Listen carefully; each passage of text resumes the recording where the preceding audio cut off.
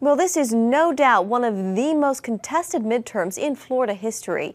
Ken Blackwell is a former politician, author, and conservative activist with the Family Research Council, and he joins us now. Ken, thanks for being here.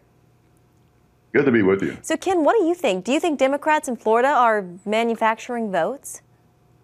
Well, I think there's enough lack of transparency. There are enough missed deadlines that it really does raise the question as to how they, in fact, found 83,000 votes after the deadline was established for them to at least give a vote count.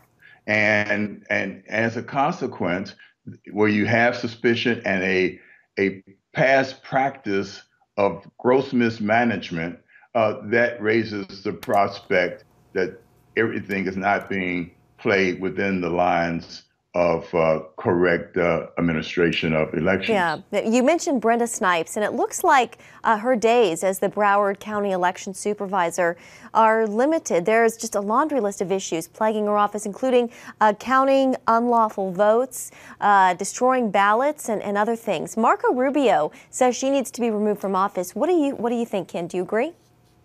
Well, I agree, and I understand that Governor Rick Scott was hesitant to do that because she had been there a while.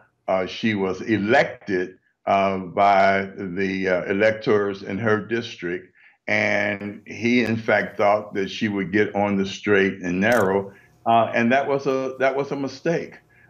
She has uh, oversaw she oversaw yet another really botched election, Yeah. and that really does destroy public confidence in the results when there's this comedy of errors. Yeah. Snipes' attorney, she says that she is being unfairly attacked and calls this political gamemanship at its best. Your thoughts? Well, it's not political gamesmanship. She, on her own admission, has in fact destroyed ballots before they were scheduled to be rightfully destroyed, erasing the original ballot so that you erased the possibility of going back and checking the accuracy of the tally with a paper ballot. She, in fact, has been guilty of faulty design and leaving issues off of a ballot. So it is gross incompetence, or at worst, it's fraud. And as long as you start to keep processes and the counting in the darkness, you raise the suspicion that Yeah. there's hanky panky going on.